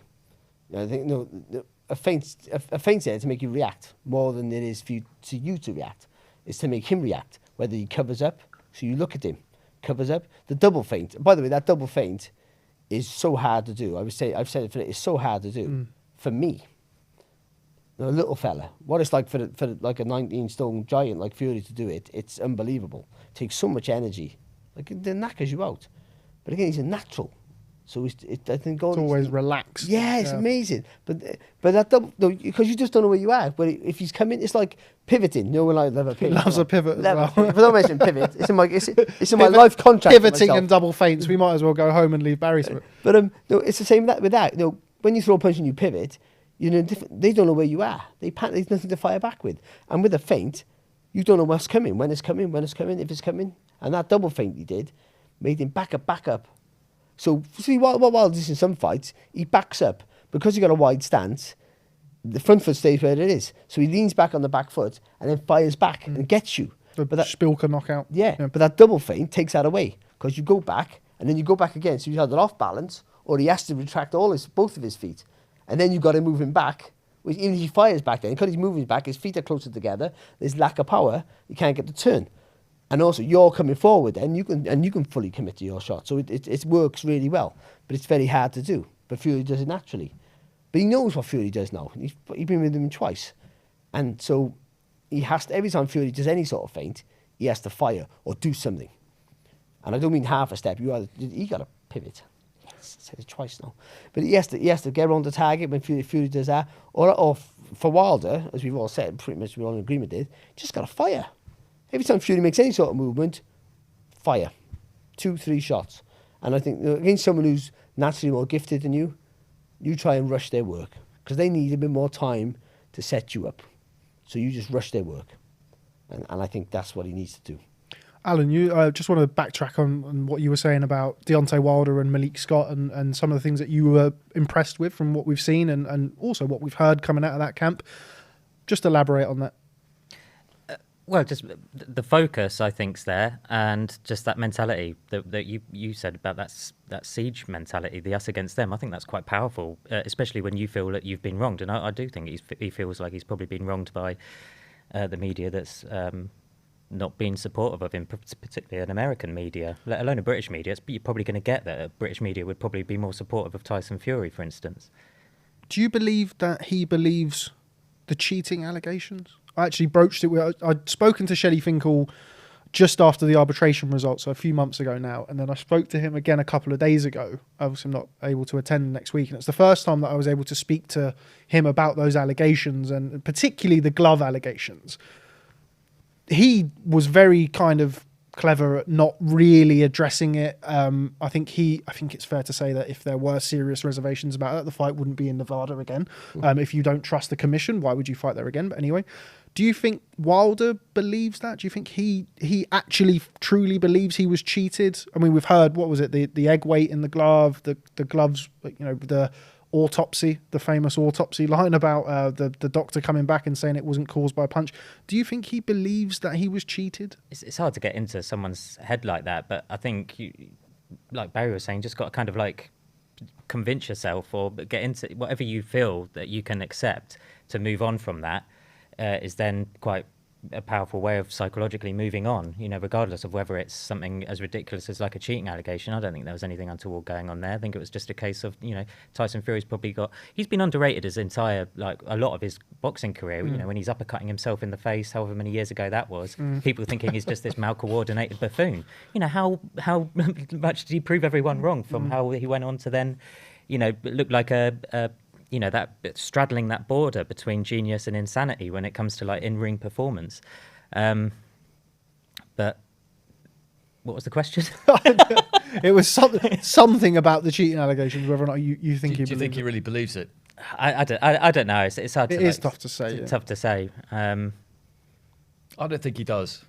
I'll put my neck on the block, and we'll never find out. But I don't think he does. I hope he doesn't, because if he does really believe that and other things that he said, then that suggests to me that he's just chosen to write this fight off and the defeat off as being as a result of some freak conspiracy of events against him, and which will mean he won't have learnt anything from it, which will mean it's much more likely to happen again.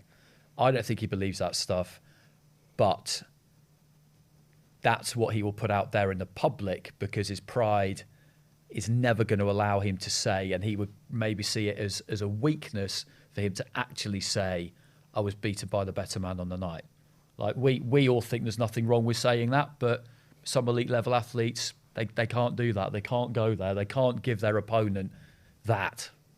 And I hope that's what it is, because if he believes that nonsense, then he's completely lost it. And I don't see any way that he beats him in the third fight. But if that's just what he's chosen to put out there, but actually he's had a proper analysis of it and worked out what happened and has tried to remedy it, then he's got a much better chance. Because I look at one of our fighters, Anthony Yard. Like I think there are kind of similarities between the kind of like Wilder camp at times, or have been in the past, and his. And I remember when he lost to, well, we all do, it wasn't that long ago. When he lost to Lyndon Arthur, I remember just thinking to myself, after the fight, he was convinced that he'd won. He absolutely thought that he'd won. And I could understand it. And I remember just thinking to myself, it's absolutely crucial now that he goes away and gains an understanding of how he lost, that he did lose, and that how it happened, and that he accepts it and learns from it. Because if he doesn't, and they just write it off as a bad decision, then he's really got a problem. And it's a similar kind of thing. And they have.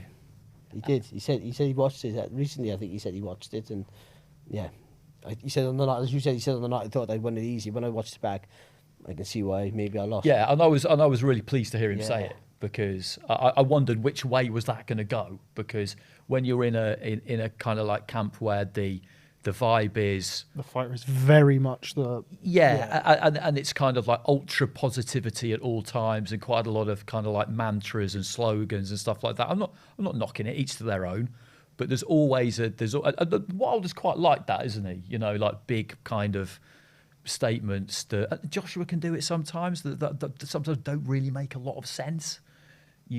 For me, I just worry sometimes with that kind of approach that things can just slip through the cracks, and in the name of positivity, proper kind of inquests just aren't carried out.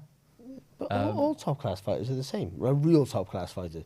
You speak to Joe Calzaghe, if you mention, and you just speak to Joe, and you're like, retired, a great fight, you go, you and Andre Ward would have been a good fight. And he'll go, yeah.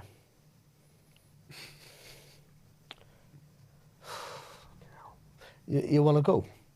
Because he just, in his mind, it's a good fight for me because I beat everyone. That's what they believe. They have to believe that way. That's what makes them great. Yeah, I know, but that's the really that's I guess that's what I'm getting at in a way, is that's that incredibly difficult balance you have to strike. Like, well, self-belief, self-confidence is such a fine line for it tipping into self-delusion. Like that borderline between self-confidence and self-delusion is wafer thin, particularly when you're undefeated and then you lose. You know, you can just find yourself in this. You're in the upside down, and you've got to make some kind of sense of it. And that's what I wonder most about this fight is, has he done that, Wilder, or not, or is he still just operating in this kind of vortex where he doesn't really know what's happening? He's convinced himself of something, and then when the bell goes against Fury the third time, he's going to be back to reality, and it's going to be horrific. I just don't see how, because you need to improve. You need people to tell you what you did, what you've been doing wrong. Yeah, there you go. Who's going to tell him? Because at the end of the day, everyone needs a job. So Malik Scott comes in, can help you improve stuff. But it's not improvement. You're afraid what you're going to say then. You've seen the way they got rid of Mark Breland. And you're thinking, certain things, I don't want to say the wrong thing, and, I want to keep my job, and this is a great opportunity for me because it's a huge fight. And if he wins, I get all the credit as a great trainer. That's what happens nowadays, overnight. And so you're like, no one's going to really give him a home truth. And they're not. And in America, there's more guns of hire in America, aren't there, than over here, where they've learned, fighters leave trainers over there more often than they do anywhere else. All the trainers just go, they have to be more detached than ever before. So they're just going, yeah, I'll be in your corner, mate. Yeah, good luck to you, yeah. Well, Manny Robles said something really interesting to us last week, though, where he was talking about, the two fights, obviously, Ruiz against Joshua, and the second fight particularly. And it was just a throwaway line. He just threw it out there as being, in his experience, I'd imagine, fact. He just said, once a fighter has lost, they become much more coachable. And that makes a lot of sense to me. That makes a lot of sense to me, but it's probably not true of everyone. And I just wonder, and again, like this is, I'm repeating myself, but that's my question is that true for Wilder? Like, has he become more coachable since that first fight, or has he retreated further into self-delusion, basically? I think the latter, because if he was more coachable, there would be a recognisable name. And again, nothing to do with Malik Scott. He might turn out to be a great trainer. He's got full of experience, of course, but they would have got a more recognisable, experienced, respected coach in to fix it, to tell him, and they haven't done that. Potentially not got rid of Mark Breland in the first place. Well, they're not at all. But but if you do, maybe. I mean, I'm not saying no, because we don't know whether that was right or wrong. Because he did lose at the end of the day, and he hasn't improved him either. To be fair, Mark Breland was a great fighter, but he hasn't improved Deontay Wilder, and that might be to do with Breland, or to do with Wilder, or the fact that he doesn't respect him, or whatever it is. Or he's not willing to listen. He's delusional. But I think if they would have actually learned from it and been a bit more easier fight to the coach because he had lost, then I think there'd be a big name in his corner. And that was just like the really, really impressive thing about Fury between the first and second fight was that he did really well in that first fight, and most of us thought he won, but he didn't go away from it thinking, okay, well, I just need to do that again, but a bit better, and I'll win. He went away from it just thinking, nah, next time I don't want to be leaving this to any judges. Yeah. I'm going to knock him out. I mean, that's a whole different kind of mindset, isn't it? And I know who I'm going to go to do it. I'm going to go to the Kronk. Going to get Andy involved. Sugar Hill. People might laugh at me, but this is what needs to happen. That first fight, yeah, it was good. I probably did win, but it wasn't quite good enough. I can do better than that. That's what he said about the final round after he got up, when he kind of put it on Wilder towards the end of the round. I don't necessarily subscribe to the notion that he won the round despite the knockdown, but he got hit with that massive left hook after he got up. He never won that's impossible. But he won the rest of the round if that's ever the thing. Sure. But having said that, I remember kind of Ben Davison saying at the time, and I think people forget that the turnaround between the trainers was only about 8 weeks. Yeah. He changed trainers. I mean, Ben Davison was in, so November the 17th, I think it was, Wilder Ortiz 2. Ben Davison was there scouting Deontay Wilder for the trilogy bout. And that's in February the 20th. So that's 2 months away. 3 months away. 12 weeks away. Yeah, you're absolutely right, because I saw Ben the week before at a card in Germany, and he was off over to Wilder Ortiz. Yeah, and everybody was... he was in huge demand. Like, it wasn't a big card, but he was in huge demand because he was the trainer of Tyson Fury. But Fury had said, I mean, there are certain, you'll probably, well, you are the best person to shed a light on this, is seeing in the ring something as a fighter that maybe nobody else can see, but you are in the ring and you know it, even if other people are telling you the opposite. And I think that's what Fury's mindset was. It's weird because sometimes you at the end of the day, you need to be able to think. In the corner, a trainer's worth his weight in gold. And I say this all the time, but you're only as good as your fighter. That's just a fact. So the corner work is so important. A good trainer, important corner work can be the difference between winning and losing a fight. But when it boils down to it, it's how you react in those 3 minutes. So whatever they tell you in the corner, if you can't either do it or see it, then you got to react to everything they do. So you see things more than they do because you're in it. There's some things you can see from the outside which they will help you with, but ultimately you're seeing everything more clearly because you're like this and you're in a fight. Your concentration levels are so intense because you're getting punched in the face and you're trying to punch a guy and he's trying to hurt you back. So you see things and you have a feel for it as well. Like when you know you've lost against it, when you know a better fighter, you can make those excuses sometimes, but sometimes you just got to go, that was an excuse. This happened. He did make the weights and all that. All these things. I didn't have much sparring, but ultimately you just go. But when I was in there, I felt it. He was too good, too fast, too powerful, too clever, and maybe in that last round, Fury thought, well, why don't I just do this? All of a sudden, and I thought it was madness. I thought, well, why would you get rid of a guy who so I thought tactically, with him, they almost got it spot on in the first fight. It seemed madness to change trainers. It didn't make no sense. But he said recently, I think, that he said I only had 8 weeks, as you just said. He only had 8 weeks for the second fight. I've had months now for this one to get ready for this one. I'm going to smash you to pieces. It's interesting. It's interesting because after the first fight, Freddie Roach, who was of course part of the training team for the first fight, he came out and said, I feel that Fury should have come forward and he could have stopped him. And at the time, everyone, I mean, he was kind of labelled as a hater or whatever you want to call it. He was because trying to poach him, wasn't he? Yeah. But having seen, was though.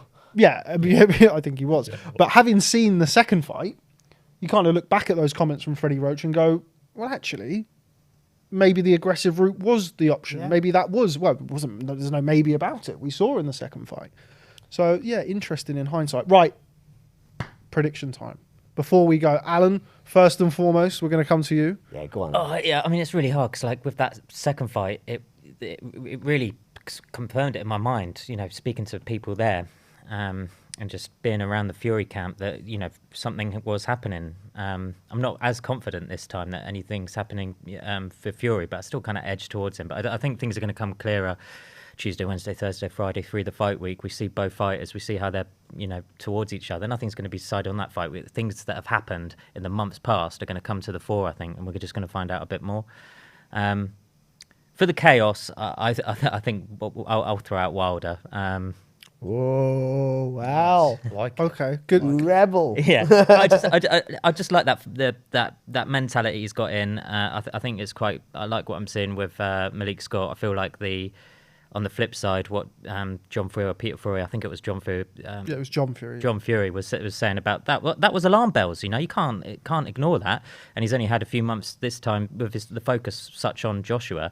I don't know. I think there's a few favourable things there for Wilder. So you know, a Wilder knockout would be the chaotic result that this devil on my shoulder, not this one, Barry here, is is convincing me to throw out into the public. Harry? No, yeah, I think Fury. I do. I just think when it boils down to it, he has more ways to win than Wilder does. Wilder's is just conclusive. That's all. I think Wilder will learn to survive more, maybe. So I would say a late stoppage or point. So I'll go points for Fury this time. Andy? I'm going to go for 4 or 5 rounds of carnage and chaos, but Fury will knock him out. Okay, I am going to say that Tyson Fury picks himself off the canvas That could happen, yeah. I think that could happen. and wins by late stoppage. Fury to get knocked down but get up and win by stoppage. I would That would shoehorn never that happen. into That would my- never my happen. prediction as well. Check it out on Betfred. I would say one thing though, like I'd never believe what a Fury tells you No, because they'll say the different thing like 10 seconds later to someone else. So that was another thing that came from the trip to Dublin. So I spoke to Andy Lee about it, and there was the talk about Fury injured and blah blah. And he said that Fury was limping around in camp, pretending to be injured to such a degree where Andy Lee had said to him back at the house, like, "Are you okay? Are you fine?" And he said, "Yeah, I'm just seeing if it leaks out to anybody else." So he'd been pretending that he was injured or carrying injuries, which were then making it into the press. I feel that that's the same from the Jared Anderson knockout stories. I genuinely do believe that that's an intentional link from Team Fury. So yeah, I completely agree with you. I don't think we can really take anything that comes from Team Fury as gospel. I mean, really literally, they'll say 3 different things in the same sentence. don't. Yeah. Regarding the same point. It's just like, what? Okay. But they're TV gold. Absolutely. They certainly are. I'm very much looking forward to the fight. I know you guys are as well. Otherwise, we wouldn't have sat here talking about it for the last 2 hours.